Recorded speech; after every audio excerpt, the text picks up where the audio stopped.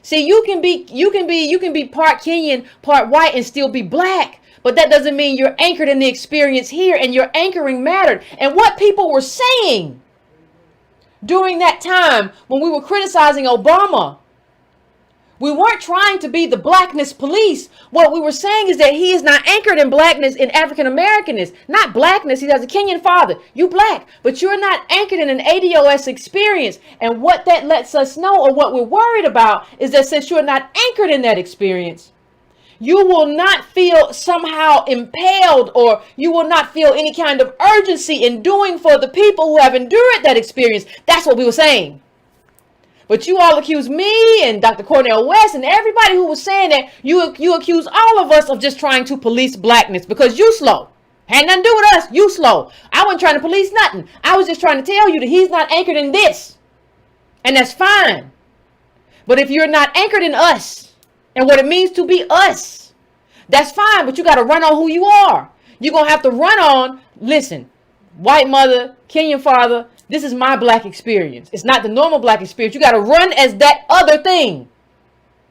Nothing wrong with being mixed or whatever. Nothing wrong with having a Kenyan father and a white mother from Kansas. Nothing wrong with that. But you got to run on that. You can't run on the brother. You can't run as the brother from the Chi or the black man or whatever because you're anchored in something else. You have to build who you are. You have to build your own body politic.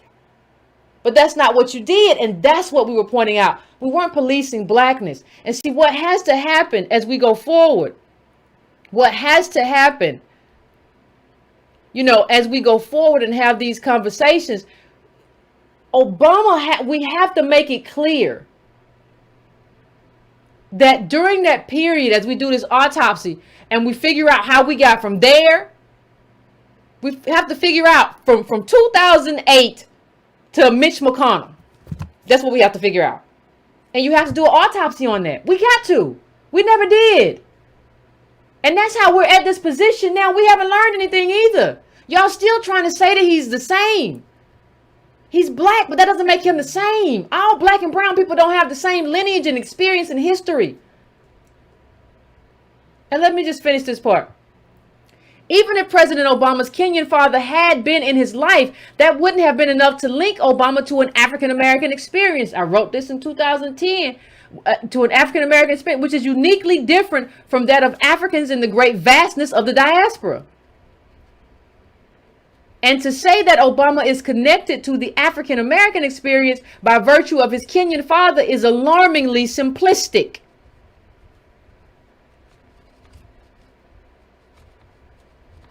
Alarmingly simplistic. Understand, I didn't have the language for ADOS then. We have it now. But we were talking about a specific kind of anchoring. If you don't assess things right, if you don't assess people right, you're going to have a problem. And what happened after Obama is we kind of ended up with like what I would call like the Obama doctrine. It was a flattening of blackness. So like, yeah, you're black, but that means that all black is the same. And who are you to say, Yvette, that all black is not the same? Like it's the same black and you can't police blackness. No one would say that. No one would even say that about Europeanness or whiteness. Nobody says that. People understand the differences between Irish culture and English. If you're from London, people understand the difference between that and Australian. And people understand the difference. It's only when people come to America that we don't understand that we have flattened out blackness to mean just one thing. And given our experience in this country and what we're anchored in, we should tell people, listen, it's fine. You black. Nobody's policing your blackness. But your lineage and your family history is different in terms of what you get to access and what you get to do. So you don't get to just kind of tie yourself to us and cover yourself in us, especially if you're going to be president and then not give us anything in terms of policy. No payback. That's the problem. It is time that and I finished here. It is time that the African American community stops looking for its reflection in President Obama.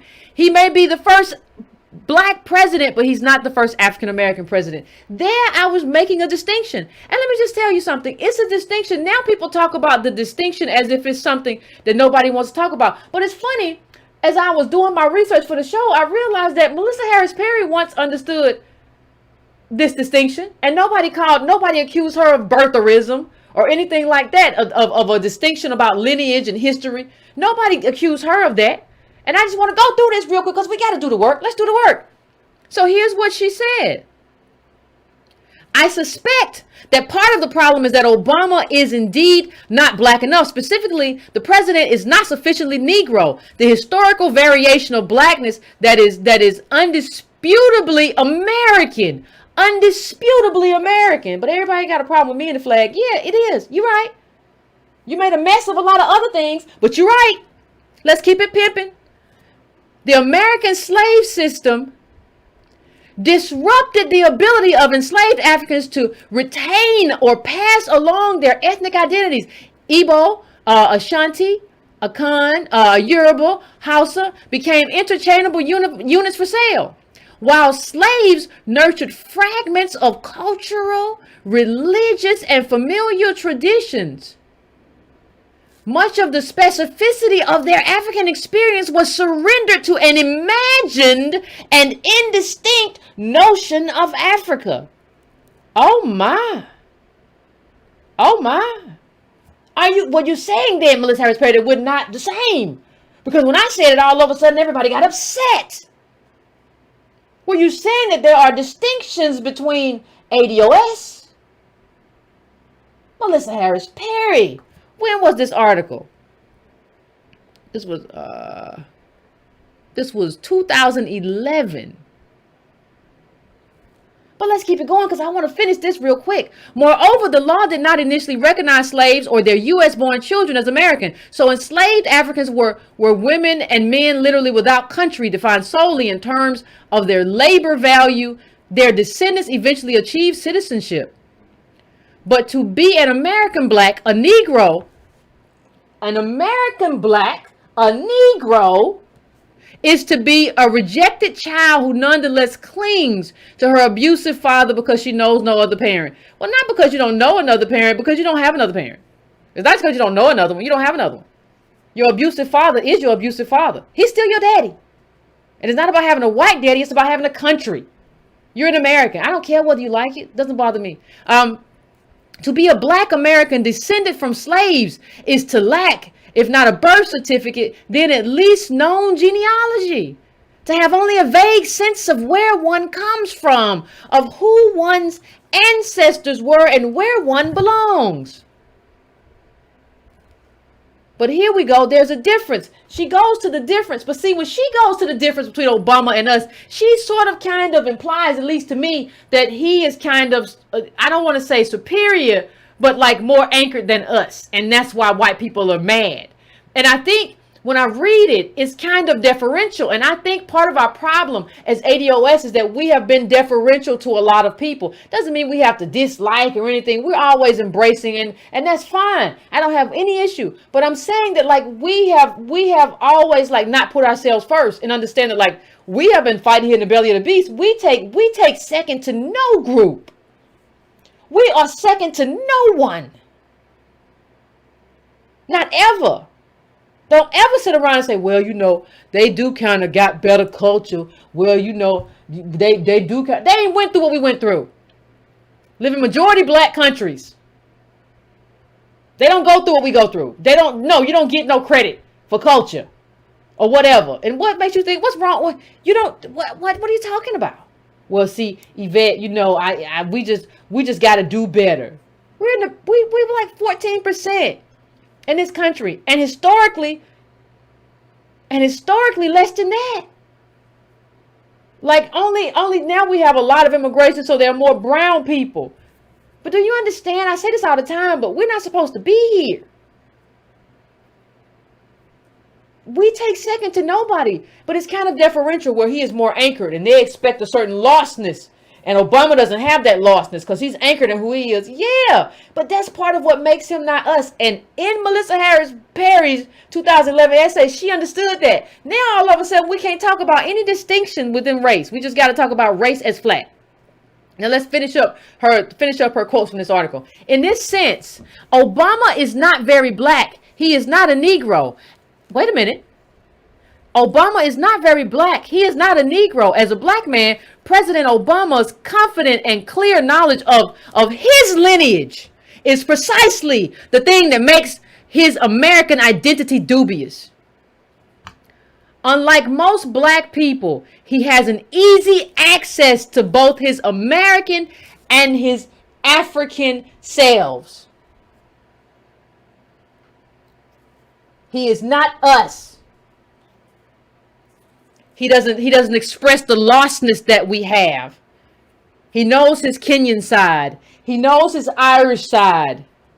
And he is comfortable in his own skin. He's not running back to Mother Africa. He is comfortable.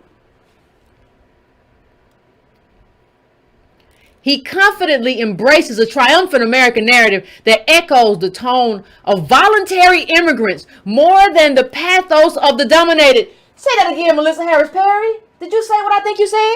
Did you say he confidently embraces the triumphant American narrative that echoes the tone of voluntary immigrants more than the pathos of the dominated? You are saying he sees himself in the immigrant story. It's a wonderful story. You immigrate to work hard. We just didn't get the story. But it's a wonderful story. But you're saying, Melissa Harris Perry, he sees himself confidently in the immigrant narrative, the voluntary immigrant narrative, and not the slave narrative. You understand the difference, Melissa Harris Perry. At least you did then.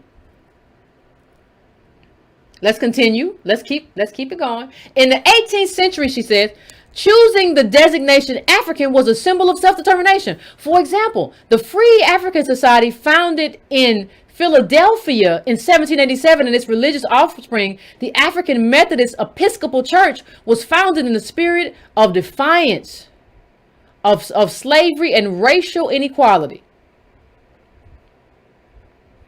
Okay. But black people have also found it troubling to call Africa home. Oh, Melissa, you don't say. Did you say it, Melissa? Emphasizing African identity can mean relinquishing hard-earned affirmations of Americanness. The Negro was made an American through the sin of slavery, but kept this identity through the sacrifices of citizenship, taxes, patriotism, and struggle. Few acts of racism elicit more disgust.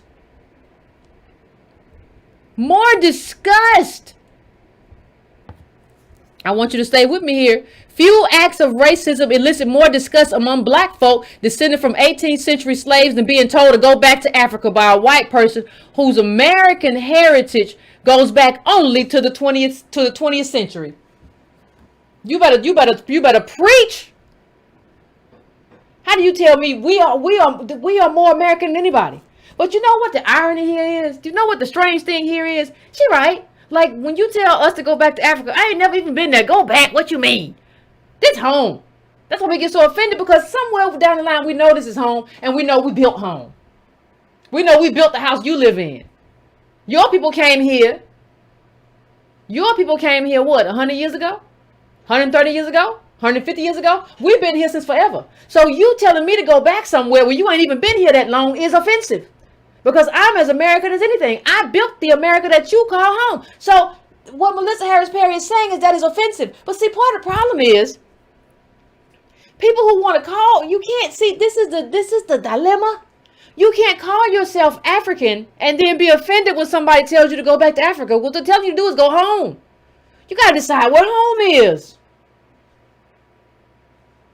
People say, well, I'm African, Yvette. I'm not American. And I'm an African refugee, stolen person, whatever. Yvette, I'm not what you say I am. I'm not an American. I refuse. And then somebody says, go back to Africa. And you say, who are you? I'll knock you out. I'll sock you in your side. Wait a minute. That's what you just said, though. Now, why you mad? Somebody just telling you to go home if that's what you think home is. Why would you be upset? You're upset because you know, first of all, that that's not home. That umbilical cord got cut a long time ago. You know that's not home. You know we got remade into something else. You know this is home. And you know we built home. And you know nobody, in your deepest mind, you know that nobody has a right to tell you to go anywhere. You know that nobody has a right to tell you where to go. You know that everybody is living here because of our blood, sweat, and tears. That's what, whether you admit it or not, that's what you know. And that's why you get pissed off. That's why you get pissed off. But if you get pissed off, you got to know that you're American. And once you're American, you got to understand why you're not living an American life. You got to understand that you didn't get your due. I didn't get my due. We didn't get our due. See, once you understand that you're an American, there's a level of infuriated. You get infuriated because you get really pissed off. Wait a minute, I am American. And I ain't living right. I got too many struggles to be living in the richest country in the world. Can't live in this fantasy. But this is the last little part. When birthers accuse President Obama of not having a real birth certificate, they're telling him to go back to Africa. It's a taunt he's able to dismiss because he knows exactly where he's from. But for Black Americans descended from slaves, to question one's birth raises perhaps a more troublesome enigma. To be born in servitude to someone, but from nowhere. We from somewhere, but that's over with. It's a wrap tap on that. And so when understand that that's powerful. Like it's amazing how the political time changes to where you can't even have that conversation now. You can't even talk about distinctions that exist now without being. But Melissa Harris Perry caused a lot of problems, and she was one of the Negro whisperers. But during that essay, she understood something that we should all understand. We are not the same. He is anchored and went back to Kenya and understands that part of himself. He's anchored in his whiteness, understands that part of himself, and has been able to access that in terms of his life and his wealth. We have had no such luck. So now listen, I totally agree that race is a construct. But here's the thing. You got to deconstruct it. Because America's made it real. They've made us black. So you got to deconstruct that thing. You got to deconstruct it. You made it a construct. Now it's time to deconstruct. Because you made it a cost that we bear. It's not about, oh, we can do all these different things. We can do all these different things and just be black different ways.